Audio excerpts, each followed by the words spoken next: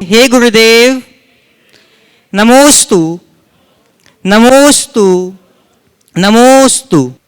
आज के इस सत्र को ऑनलाइन प्रश्नों के माध्यम से आगे बढ़ाते हुए जोधपुर से श्रीमती मीना जी चौधरी। नमोस्तु गुरुदेव, मेरी जिज्ञासा यह है कि लाइफ में हमेशा दो लोगों से दूर रहना, बिजी और घमंडी। बिजी आदमी अपनी मर्जी से बात करेगा और घमंडी अपने मतलब से याद करेगा। तो महाराज श्री, ऐसे में हमें क्या करना चाहिए, कृपया समाधान कीजिए। नमोस्तु। बहुत अच्छी बात कही है। दो आदमियों से हमेशा दूर रहना चाहिए, बिजी और घमंडी। बिजी आदमी अपनी सुविधा से बात करेगा और घमंडी आदमी अपने मतलब पे याद करेगा। आपने पूछा हमें ऐसा क्या करना चाहिए, तो मैं तो इस संदर्भ में यही कहूँगा कि हमें ऐसे लोगों से पाला तो पड़ता ही। बिजी आदमी है, हमें कोशिश करना चाहिए अपने व्यवहार से उसे इजी बनाए। कोई व्यक्ति कितना भी बिजी हो, यदि हम चाहें तो उससे काम निकाल सकते हैं, अपना काम करा सकते हैं। और मेरा मानना तो ये है कि जो व्यक्ति जितना बिजी होता है उसके पास उतना वक्त होता है। अब हमें ये देखना है कि वो आदमी यथार्थ बिजी है या बिजी बना हुआ है। अगर बिजी है तो कोई दिक्कत नहीं, और बिजी बना हुआ है तो ऐसे बहुत सारे लोग हैं जिनको रत्ती भर काम नहीं और क्षण भर की फुर्सत नहीं। ऐसे लोग जो अपने आप को बिजी दिखाते हैं, उनसे सुरक्षित दूरी रखना चाहिए। और जो व्यक्ति बिजी हैं, एक्चुअल में बिजी हैं, उनसे हमें प्रेरणा लेना चाहिए और उनसे अपना ऐसा व्यवहार बनाना चाहिए कि वो बिजी होकर के भी आपके लिए इजी हो जाए। और जो व्यक्ति आपके लिए इजी होगा, कल वो आपके लिए बहुत सारे आगे बढ़ने के अवसर प्रदान करेगा। और जो व्यक्ति घमंडी है, वो मतलब से याद करता है, मानता हूँ, लेकिन हमें चाहिए कि हम अपना अभिमान न पकड़ने दें, हम विनम्रता से पेश आएँ और सामने वाले को विनम्रता का पाठ पढ़ाएं, तो दोनों तरह के लोग हमारे लिए सहूलियत ही देंगे, कोई समस्या नहीं। महावीर नगर जयपुर से श्रीमान प्रमोद जी पापड़ीवाल। नमोस्तु महाराज जी। लूट लेते हैं अपने ही, वरना गैरों को कहाँ पता था कि इस दिल की दीवार कहाँ से कमज़ोर है। मेरा प्रश्न यह है कि अपनों से सावधान नहीं रहा जा सकता। यदि हम अपनों से ही सावधान रहेंगे, उन पर ही शंका करेंगे, तो जिएंगे कैसे? कृपया समाधान कीजिए। जो सच्चे में अपना है, उनसे सावधान होने की ज़रूरत नहीं है, लेकिन अपना को पहचानना भी तो ज़रूरी है। हम लोग प्राय एक चूक करते हैं, जो अपना नहीं उसे अपना मान लेते हैं, और जो अपना नहीं उसे अपना मानेंगे तो हमारे साथ यही स्थितियां बनेंगी। इसलिए हम अपनत्व को ठीक तरीके से समझें, परखें। अगर अपनत्व है तो कुछ भी सावधान होने की ज़रूरत नहीं, लेकिन व्यक्ति केवल अपनत्व को ओढ़ रखा है तो पूरी सावधानी रखना है, क्योंकि अक्सर अच्छाई की ओट में ही बुराई पलती है। कोटा से श्रीमान ज्ञानचंद जी कोटा। ज्ञानचंद जी जैन। नमोस्तु गुरुदेव। हम लोग भगवान का अभिषेक या विधान आदि कार्य करते हुए मुकुट आदि धारण कर इंद्र का रूप धारण करते हैं। क्या मनुष्य जो कि संयमी या अल्प संयमी है, उसको अपने मूल रूप में ये सभी कार्य करने का जैन धर्म में विधान नहीं है, जबकि देवगति के जीवों में संयम नहीं पाया जाता? क्या हमें इस प्रकार की कल्पना से बाहर आकर वास्तविकता में नहीं आना चाहिए? आपके पूछने का आशय है कि पूजा विधान में मुकुटहार आदि का प्रयोग हम अपने आप को इंद्र बनाते इस कल्पना से करते हैं, तो क्या व्रती संयमी के लिए ये सब करना जरूरी? यही पूछना चाह रहे हैं ना? व्रती संयमियों के लिए ये सब करना जरूरी है? हाँ, सुनो, दो बातें। हम भगवान की पूजा इंद्र बन करके जो करते हैं, उसके पीछे दो दृष्टि। पहली बात तो ये कि दुनिया के लोग ये जान सके कि इंद्र के पास वैभव भले हैं पर शांति नहीं। शांति के लिए इंद्र को भी भगवान के चरणों में आना पड़ता है, अर्थात भगवान का स्थान देवी देवताओं से ऊपर है। चूँकि जब बहुदेवतावाद का चलन हुआ और भारत के बहुत आयत लोग तरह तरह के देवी देवताओं की पूजा अर्चा में लगने लगे, मुझे लगता है तब जैन परंपरा में ये चिंतन उठा और भगवान की पूजा इंद्र बन करके करने की परिपाटी को प्रोत्साहित किया गया, जिससे लोगों को ये पता लग सके कि मनुष्य का स्थान देवताओं से ऊंचा है। हम भगवान को मानवीय रूप में पूजते हैं और इंद्र उनकी वंदना करता है। हम भगवान को इंद्र वंद्य मानते हैं। एक कारण तो ये। इसका दूसरा कारण मुझे ये समझ में आता है कि भक्ति करने के विषय में देवताओं का स्थान मनुष्यों से आगे है। हम मनुष्य हैं, हमारे शरीर का सत्व बहुत क्षीण है, मंद है। हमारी शारीरिक मानसिक आवश्यकताएं भी अधिक है, इसलिए हम अटूट भक्ति नहीं कर पाते। पर देवों के साथ सत्व की कोई समस्या नहीं और उनकी शारीरिक और मानसिक रिक्वायरमेंट बहुत सीमित है, तो वो अहरनिश भगवान की भक्ति करते हैं। हम भगवान की भक्ति इंद्र बनकर इसलिए भी कर लेते हैं ताकि हम अधिक से अधिक भक्ति कर सकें, हमारी भक्ति अटूट और अखंड बन सके। ये भाव भी इसमें अंतर्निहित है। अब सवाल है कि यदि हम व्रती संयमी बन गए तो व्रती संयमी बनने के बाद इंद्र बन करके भगवान की पूजा करना क्या सही है या साधारण रूप में ही हम पूजा करें? मेरी राय में आप श्रावक के रूप में भी भगवान की पूजा कर सकते हैं। इंद्र बनकर के करें, अच्छी बात है। नहीं है तो अपनी भूमिका अनुसार हम श्रावक के रूप में कर सकते हैं। लेकिन अगर इंद्र बन करके भी आप पूजा नहीं भी करें तो राजा महाराजा बन करके तो पूजा कर ही सकते हैं। और व्रती संयमी भी राजा महाराजा हो सकते हैं। बल्कि यूँ कहें, पुराने ज़माने में राजा महाराजा भी व्रती संयमी होते थे। व्रती संयमी होने का मतलब फकीर बनना थोड़ी है। अगर आपके पास धन वैभव है तो आप उसका उपयोग कर सकते हैं। हाँ, ब्रह्मचारी हो जाओ तो विभूषा का प्रयोग मत करो। ब्रह्मचारी विभूषा रहित शोभता, कोई आभूषण का प्रयोग न करो। ब्रह्मचारी के लिए इस बात का ध्यान रखना चाहिए। गुड़गांव से उज्जवल जी जैन। नमोस्तु गुरुदेव।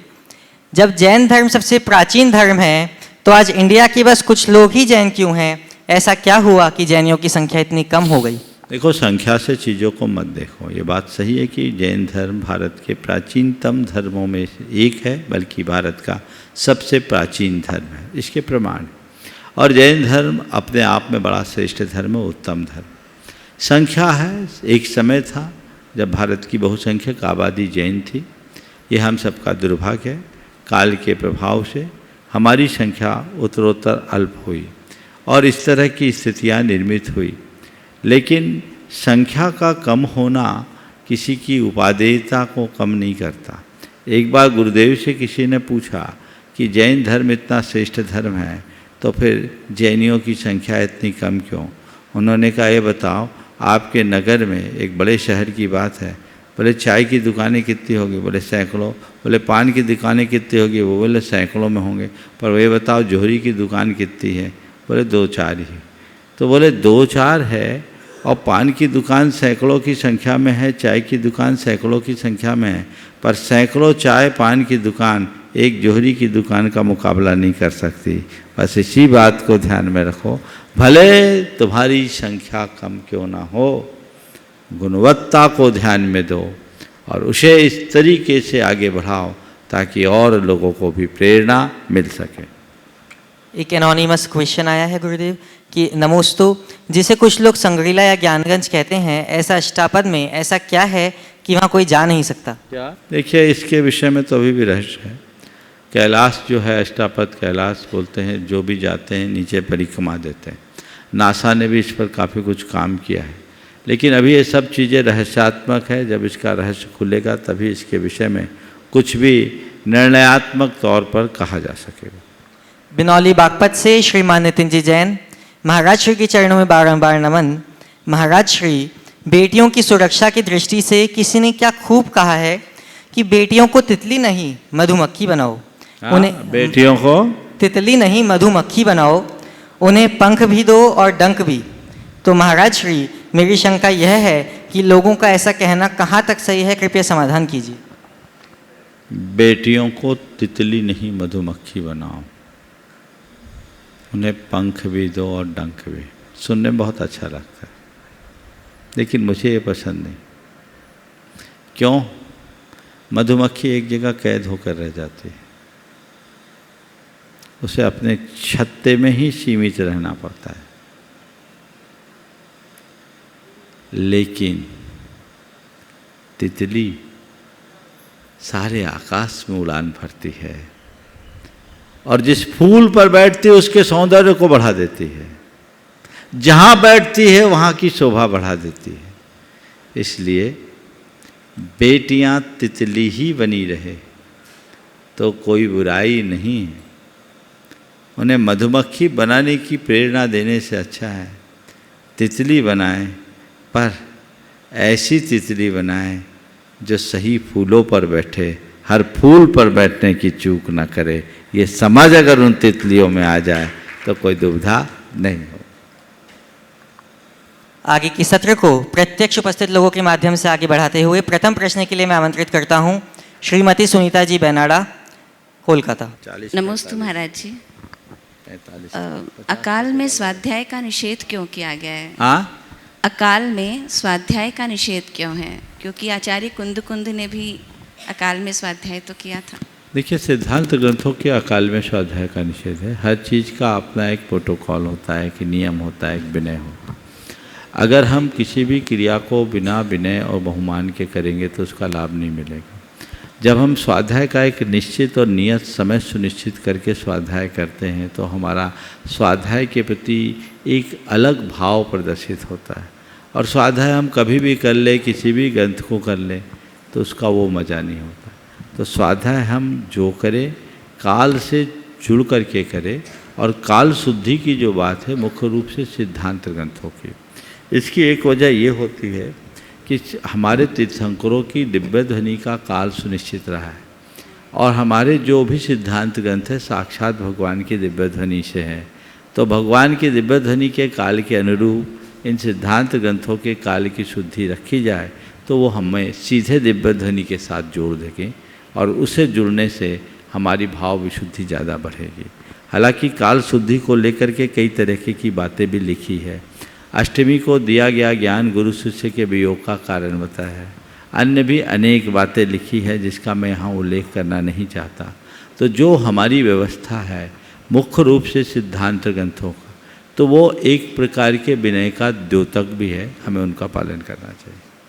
उपस्थित होंगी श्रीमती और कुछ बोल रहे। तो महाराज जी, हम लोग जैसे जो नॉर्मल गृहस्थ लोग हैं, अगर हम लोगों को किसी दिन टाइम नहीं मिल रहा है क्योंकि व्रत तो नहीं है, तो मतलब और ग्रंथ पढ़ो ना, भावना ग्रंथ पढ़ो, सिद्धांत ग्रंथ मत पढ़ो। पाठ करो, भावना ग्रंथ पढ़ो, उनमें कोई दुख। पुराण ग्रंथ पढ़ो, आचार ग्रंथ पढ़ो, सिद्धांत ग्रंथ भर का काल शुद्धि का नियम। जी, नमस्ते महाराज। उपस्थित होंगी श्रीमती अर्चना जी बेनाडा, कोलकाता से। और आप? नमस्ते महाराज जी। महाराज जी, इतनी भीषण गर्मी, उसमें भी आप इतनी सुंदर तरीक़ा से सब काम कर लेते हैं। हम लोग को तो एसी पंखा में भी थकावट हो जाता है, तो क्या आपको कभी थकावट नहीं होता है? Stress and work pressure so well. आप लोग ऐसे पंखा का प्रयोग करते इसलिए थक जाते, मेरी तरह उनसे दूर हो जाओगे तो ज़्यादा ऊर्जावान बन जाओ। एक बात सदैव ध्यान रखना, आप जितनी सुविधाओं का इस्तेमाल करोगे आपकी कार्य क्षमता उतनी कम होगी, और आप जितना साधारण स्थिति में रहने का अभ्यास करोगे आपकी कार्य क्षमता उतनी बढ़ेगी। मैं व्यस्त बिल्कुल नहीं रहता, मैं मस्त रहता हूँ, और जो अपने में मस्त रहता है वो कभी नहीं थकता। समझ गए? तो आप सबसे भी यही कहूँगा, व्यस्त रहो और मस्त रहो, अस्त व्यस्त मत रहो। नमस्ते महाराज जी। इच्छा में महाराज जी। सुभाष जैन सीईओ गुणायतन अपना प्रश्न प्रस्तुत करेंगे, और आपके बाद तैयार रहेंगे श्रीमान कल्याणमल जी झांझरी, कोलकाता से। परम श्रद्धेय गुरुदेव के चरणों में शत नमन। मंचासीन छुल्लक महाराजों के चरणों में सादर वंदना। इच्छा में गुरुदेव, जैन धर्म बहुत वैज्ञानिक धर्म है, ये तो अच्छी पहचान हो चुकी है। और अभी जैन तत्व विद्या का जो स्वाध्याय चल रहा है उससे बहुत सारी चीज़ें पता लगती हैं कि जो पूरे वैज्ञानिक दृष्टिकोण उससे देखने को मिलता है जैन धर्म का। लेकिन फिर भी बहुत सारी चीज़ें ऐसी रह गई है जो कि एक्सप्लेन नहीं हो पाती है। जैसे कि निगोद जीव का सीधे स्वर्ग चले जाना, हुंडा सर्पनी काल में परिवर्तन हो जाना, तो ये सब चीज़ें कोई तो गवर्न करता होगा। ये कहाँ से, इसके कुछ कारण होंगे शायद। ये जो जिनवानी, पहले बात तो ये अपनी धारणा को बदलिए, निगोद का जीव स्वर्ग नहीं जाता। हाँ, बाहर तो आता है। देवता लोग एक इंद्रिय बन सकते हैं, निगोदिया एक इंद्रिय नहीं हो। दूसरा, निगोद से निकला हुआ जीव मनुष्य बनकर मोक्ष जा सकता है। ये जैन धर्म की विशेषता जो ये बताती कि पामर भी परमेश्वर बन सकता है, क्षुद्र प्राणी भी अपना उत्थान कर सकता है। अन्य जो चीज़ें हैं जो परिवर्तित हुई है काल की वजह से, इसका कोई कर्ता नहीं, ये एक संयोग है। काल के दोष से भी बहुत सारे संयोग घटते हैं। जैसे अभी हमारे वर्तमान काल में तृतीय काल में ही तीर्थंकरों का मोक्ष हो जाना, तीर्थंकरों की पुत्रियां होना, चक्रवर्ती की हार होना, 5 तीर्थंकरों का बाल ब्रह्मचारी हो जाना, ये कालकृत एक दोष है जिसे एक संयोग के रूप में कहा जा सकता है और कुछ। नमोस्तुते। उपस्थित होंगे श्रीमान कल्याणमल जी झांझड़ी कोलकाता से। और नमोस्तु भगवान। क्षम्य महाराज जी, मेरा प्रश्न यह है कि कषाय 4 होती है, क्रोध, मान, माया, लोभ।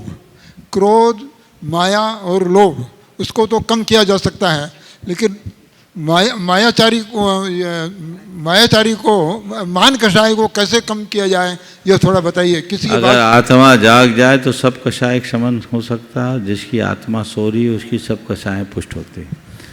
ये मान कर चलना, अगर हम माया और लोभ का शमन कर सकते हैं तो क्रोध और मान का भी कर सकते हैं।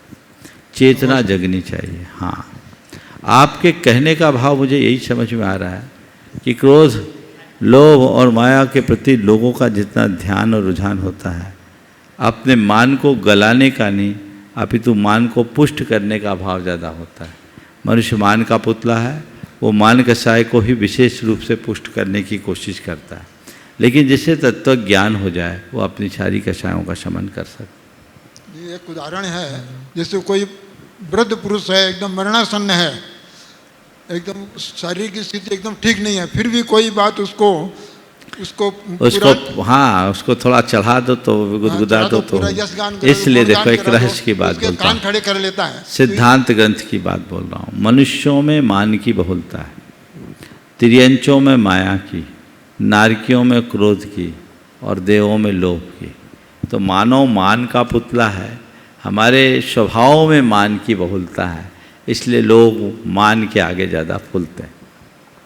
अपना प्रश्न प्रस्तुत करेंगे अनिमेश जी गोमिया से। महाराज जी के चरणों में त्रिबार नमोस्तु नमोस्तु नमोस्तु और छुलक जी के चरणों में इच्छामि इच्छामि इच्छामि। महाराज जी, आज प्रश्न तो नहीं है, लेकिन मैं चाहता हूँ, आपने आज सुबह तत्वार सूत्र की क्लास में एक साइंटिस्ट के बारे में बताया था जिन्होंने अभी कुछ डिस्कवर किया है, लेकिन हमारे जैन ग्रंथों में उसका लेखन 2000 वर्ष पूर्व से है। तो मैं चाहता हूँ आप उसके बारे में विस्तार से बताइए। अच्छा, आज एरिक टन के बारे में बताया था मैंने। जो साइंस के स्टूडेंट है इस बात को अच्छे से समझते होंगे। एक ज़माना था जब एनर्जी और मैटर दोनों को अलग अलग माना जाता था। वैज्ञानिकों की ये धारणा थी कि एनर्जी और मैटर दोनों अलग अलग चीज़ है, लेकिन एरिक टन ने सबसे पहले ये साबित किया कि एनर्जी और मैटर दोनों एक ही वस्तु के 2 नाम हैं। एनर्जी को मैटर में और मैटर को एनर्जी के रूप में चेंज किया जा सकता है। जैन धर्म में ये बात बहुत पुरातन काल से कही गई, क्योंकि लाइट और साउंड जिसे एनर्जी माना जाता है, जैन धर्म में सदियों पहले उसे पुद्गल की पर्याय माना गया। ये मैटर है। तो ये जैनों का एक वैज्ञानिक दृष्टिकोण प्रकट करता है। ऐसी और भी बहुत सारी बातें हैं जो जैन धर्म में अपने आप में पुष्ट होती है। अगर आप जैन ग्रंथों को पढ़ेंगे तो पाएंगे कि जिन बातों को वैज्ञानिकों ने आज स्वीकार किया, वह बातें जैन धर्म के मूल ग्रंथों में हजारों वर्ष पहले से लिखी। नमोस्तु महाराज, इच्छामि महाराज जी। अब अपना सौभाग्यवर्धन करने हम सभी चलते हैं पूज्य शुलक श्री सुभग सागर जी महाराज के चरणों में। पूज्य मुनिवर के चरणों में बारंबार नमोस्तु नमोस्तु नमोस्तु। महाराज जी, सत्संगति से व्यक्ति का जीवन सुधरता है और दुस्संगति से जीवन बिगड़ता है, लेकिन प्रायः कर देखा जाता है कि व्यक्ति जिस भी संगति में रहे तो वो चाहे संगति बुरी भी हो लेकिन वो उसको सत्संगति ही मानता है। तो महाराज जी इस समय में कैसा निर्णय करना चाहिए? बात तो यही है मान्यता की, जो जहाँ रहता वहीं रमता है। ये बात सत्य है कि जैसी संगत वैसी रंगत। बुरी संगति में रहने वाले को वो संगति अच्छी लगती है, जब तक उसका भवितव्य नहीं सुधरता तब तक वो अपनी संगति को बदलने के लिए उत्साहित नहीं होता। तो संगति को बदलने के लिए हमें उत्साहित होना चाहिए और अच्छी संगति से अपने आप को जोड़ने का प्रयास करना चाहिए। पर अच्छी संगति तब तक नहीं मिलती जब तक उसका भवितव्य अच्छा ना हो। सत्संगति दुर्लभ संसारा, ऐसा कहा गया है, हर किसी को नहीं मिलेगा। संत समागम प्रभु भजन जग में दुर्लभ होय, सुत दारा और लक्ष्मी पापी के भी होय। ये उक्ति आज की नहीं है, बहुत पुरानी है। तो निश्चित वे लोग बड़े भाग्यशाली हैं जिन्हें सत्संगति का लाभ मिलता है, जो सत्संगति के महत्व को जानते हैं और उनके कर्म फूटे हैं, जो सत्संग मिलने पर भी उससे दूर रहते हैं। जब तक उनकी बुद्धि उसके अनुकूल नहीं होगी वो ऐसा कर भी नहीं पाएंगे। तत्व के स्वरूप का दर्शन हो सके, इस भाव से हम सभी चलते हैं पूज्य शुल्लक श्री स्वरूप सागर जी महाराज के चरणों में कि वे अपनी शंका के माध्यम से हम सबको स्वरूप का दर्शन कराएं। इच्छामि महाराज। महर्षि के चरणों में बारंबार नमोस्तु। महर्षि, जैन धर्म में कई तरह की भावनाओं का वर्णन आता है, जैसे 16 कारण भावना, 12 भावना आदि। तो महर्षि, भावना योग के माध्यम से क्या हम 16 कारण भावना या अन्य वैराग्य भावनाओं को भा सकते हैं? देखिए, भावना योग के कई रूप हैं। सामान्य रूप में जो हमने अभी प्रस्तुत किया है वो तो भावना योग की अपनी जगह है ही, लेकिन भावना योग का हम कहीं भी जिस चीज़ को हम पाना चाहते हैं, अगर वाकई में हम तीर्थंकर प्रकृति को पाना चाहते हैं तो जो 16 कारण भावनाएं उन्हें भाएं। अपने वैराग्य को बढ़ाना चाहते हैं तो 12 भावनाओं का बार बार अनुसरण करें, चिंतन करें, बार बार भावना भाएं। व्रतों की स्थिरता के लिए जो भावनाएं बताई वो करें, उनका प्रयोग किया जा सकता है और ऐसा कई जगह किया भी गया है। तो दोनों चीज़ों को उसमें ध्यान में रखना चाहिए। मैं बहुत जल्दी भावना योग के एक एडवांस रूप को भी आप लोगों के बीच रखने वाला हूँ, जिसमें इन सब चीज़ों का समावेश हो और लोग और गहन आध्यात्मिकता के साथ भावना योग का संबंध जोड़ सके। अंतर्राष्ट्रीय योग दिवस के दिन मैं कुछ नई चीज़ें देने की कोशिश करूँगा।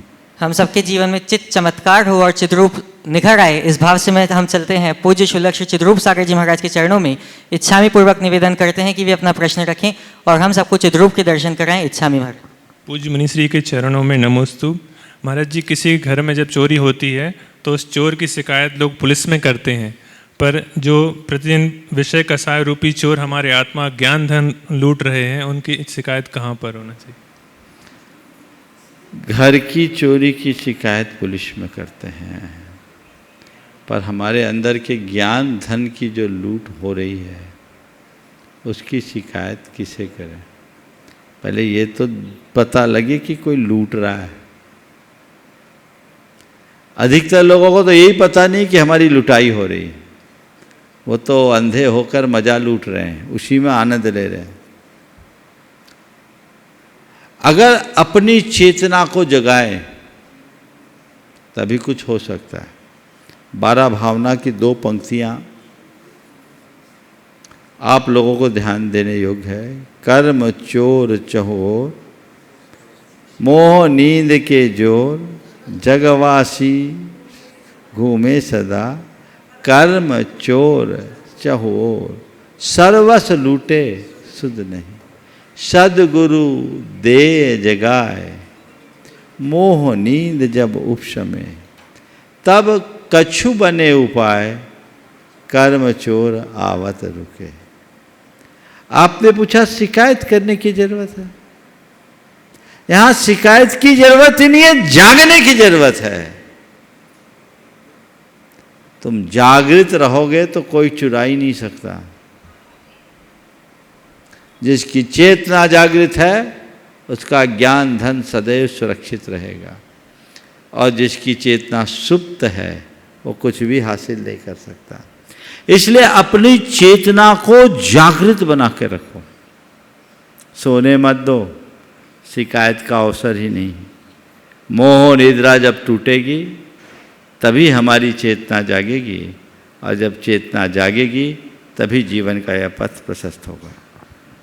निवेदन है पूज्य शुल्लक श्री समादर सागर जी महाराज के चरणों में कि हे महाराज श्री ऐसा प्रश्न पूछें कि हम सबके मन में संस्कृति के प्रति समादर भाव जग जाए। इच्छा में महाराज। नमोस्तु महाराज जी, नमोस्तु। ये प्रश्न ये कि जड़ की कीमत तो सब लोग करते हैं पैसे लेकर के भी, लेकिन चेतन जो है वो फ्री में मिलता है, फिर भी लोग लेना नहीं चाहते, क्योंकि जड़ की वस्तु लेकर के लोग घर में रखना चाहते हैं, लेकिन चेतन अगर कहीं मिलती है मिलती भी है तो उसको स्वीकार नहीं करते। समाधान करें। नमस्ते। आपके प्रश्न का आशय मुझे ये समझ में आ रहा है, जड़ बातों और जड़ चीज़ों के प्रति लोगों का आकर्षण ज़्यादा दिखता है, पर चैतन्य आत्मा और चैतन्य तत्व के प्रति लोगों का रुझान कम क्यों दिखता है? शायद आप ऐसा ही पूछना चाह रहे हैं। ऐसा केवल इसलिए क्योंकि लोगों को जड़ का मूल्य समझ में आता है, चेतन का मूल्य उन्हें दिखता ही नहीं। जिस दिन उसका मूल्य समझ में आ जाएगा तुम्हारी दिशा बदल जाएगी। एक आदमी एक मकान बनाता है, उस मकान में रखे जाने वाली एक एक ईंट का हिसाब उसके पास होता है, लेकिन मकान पर रखी जाने वाली एक एक ईंट के साथ उसकी जो एक एक सांस खपती है उसका कोई हिसाब किसी के पास नहीं। और कल्पना करो यदि उस मकान की आखिरी ईंट के साथ उस व्यक्ति की आखिरी सांस चली जाए तो उस मकान की कीमत क्या हो? कुछ बचेगा? मनुष्य उसे नहीं समझता। जड़ के प्रति इतनी प्रगाढ़ मुग्धता है कि वो चैतन्य को समझने की कोशिश ही नहीं कर पाता। हम चैतन्य को समझे, उसका सत्कार करें, तभी हम जड़ के व्यामोह से बच सकें। जग जाए इस भाव से मैं आदरपूर्वक निवेदन करता हूँ पूज्य शुल्लक श्री आदर सागर जी महाराज के चरणों में कि वे अपने प्रश्न रूपी दीपक के माध्यम से समाधान को प्रकाशित कराएं। इच्छा में महाराज जी। नमोस्तु भगवान। जो कुछ हमारे पास है उसमें संतोष करना उचित है, लेकिन हम जो हैं उसमें संतुष्ट कभी नहीं रहना चाहिए। महाराज जी इस पर आपका मार्गदर्शन चाहते थे। जो कुछ हमारे पास है उसमें संतोष करना उचित है, पर हम जो हैं उसमें संतुष्ट नहीं होना चाहिए। बहुत अच्छा वाक्य है। दो दृष्टियाँ, एक चीज़ों के प्रति संतोष और एक स्थिति के साथ संतोष। मेरी राय में जीवन का आनंद तभी मिलता है जब व्यक्ति हर हाल में संतुष्ट और मस्त रहता है। हमारे साथ जुड़ी हुई चीज़ें हैं उनके प्रति भी हमारे मन में संतोष होना चाहिए, तो फिर हमारे जो स्थिति है उसमें भी हमें संतोष करना चाहिए। अच्छा है तो, बुरा है तो, ऊंचा है तो, नीचा है तो। आध्यात्मिक दृष्टि से तो हर हाल में संतुष्ट और मस्त रहने वाला ही जीवन का आनंद ले सकता है। लेकिन इसका जो दूसरा पहलू है, जिस आशय से ये वाक्य कहा गया, उसका संदेश ये है कि यदि तुम अपनी वर्तमान स्थिति से संतुष्ट हो जाओगे तो तुम्हारी प्रगति वहीं रुक जाएगी। तुम सदोष अवस्था में ही अपने आप को पर्याप्त समझने लगोगे। तो अपनी खूबियों को बढ़ाना चाहते हो तो खामियों को ख़त्म करो, उपलब्धियों में संतुष्ट मत हो, उससे आगे बढ़ने की कोशिश करो। पर ये चीज़ें भी उस व्यक्ति के लिए अर्थहीन हो जाती है जिसे अपनी आत्म तत्व का बोध हो जाता है, जिसे पर्याप्त, मैं पूर्ण हूँ, मैं पर्याप्त हूँ, ऐसा आभास हो जाता है। उसके लिए ऐसी बातें कतई दिखाई नहीं पड़ती, न उसका मूल्य और महत्व रहता है। अगले प्रश्न के लिए उपस्थित होंगी श्रीमती अनीता जी सरावगी कोलकाता से। मेरे आराध्य गुरुवर के चरणों में त्रैवार नमोस्तु नमोस्तु नमोस्तु। इच्छा में चलो इच्छा। महाराज श्री ये जानना था कि जैसे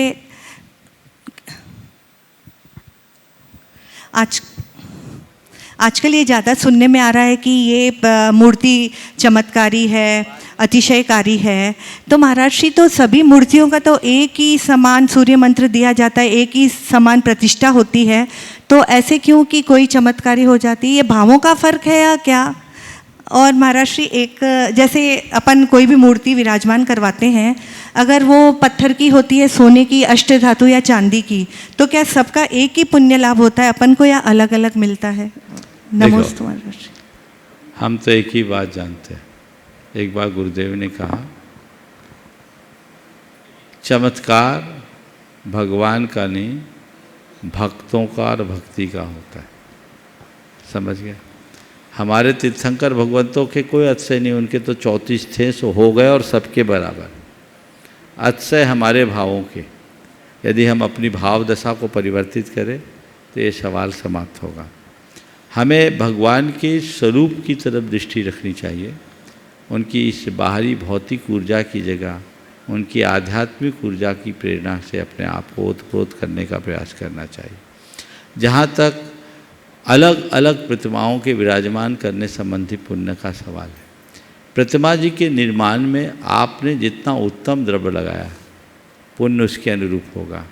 विशिष्ट प्रतिमा के निर्माण में अगर आपने विशिष्ट द्रव्य लगाया तो वह आपके पुण्य की उत्तमता को प्रकट करेगा, क्योंकि उसमें आपकी उदारता विकसित हुई। ऐसा करें। नमोस्तु महाराज। प्रातः स्मरणीय महाराज जी को नमोस्तु नमोस्तु नमोस्तु। महाराज जी, समूह शरण में 12 कोठियाँ होती हैं, कोठे होते हैं। दूसरे कोठे में देवियाँ विराजमान होती हैं और तीसरी कोठी में आरिका जी विद्यमान होती हैं। तो ऐसा क्यों?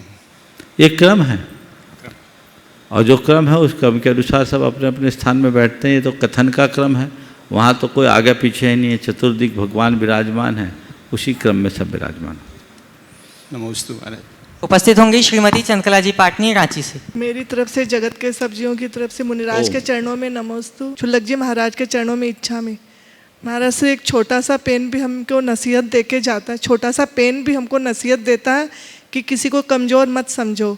5 रुपये का पेन भी 5 करोड़ को लिखता है, 5 करोड़ के चेक को लिखता है। तो लोग ऐसा क्यों नहीं समझते? बहुत अच्छी बात है। छोटे से पेन का भी बड़ा मूल्य है। एक छोटे से पेन की साइंस से 5 करोड़ नहीं, 5000 करोड़ का भी काम हो सकता है। बशर्ते देखिए, पेन का महत्व नहीं है, पेन के उपयोगकर्ता का महत्व है। आपके पास जो चीज़ें उपलब्ध हुई है वो महत्वपूर्ण नहीं है। महत्वपूर्ण ये है कि आप उन चीज़ों का उपयोग कैसा करते हैं। अगर हम सही उपयोग करने की भावना अपने हृदय में जगाते हैं तो ये सारी दुविधाएं कम हो सकती हैं। और ये बात बिल्कुल हमें ध्यान में रखना चाहिए कि कोई व्यक्ति अपने आप में कमज़ोर नहीं है, हम उसका उपयोग करना सीखें। एक बहुत अच्छी उक्ति मुझे याद आ रही है, अमंत्रमक्षरम नास्ति नास्ति मूल मनौषधम अयोग्य पुरुषो नास्ति योजकस्तु दुर्लभ। ऐसा कोई अक्षर नहीं जो मंत्र ना हो, हर अक्षर अपने आप में मंत्र है। ऐसी कोई जड़ नहीं जो औषधि ना हो, हर जड़ कोई ना कोई औषधि का काम करती है। कोई पुरुष अयोग्य नहीं है, कमी केवल योजक की है, उसका उपयोग करने वाले की। हम अगर सही उपयोग करें, सही दिशा में आगे बढ़ाएं तो अपने जीवन को आगे बढ़ा सकते हैं। आज के सत्र को अधिक आगे नहीं बढ़ा करके मैं यहीं पर विराम दे रहा हूँ। बोलिए परम पूज्य आचार्य गुरुवत्स विद्यासागर जी महाराज।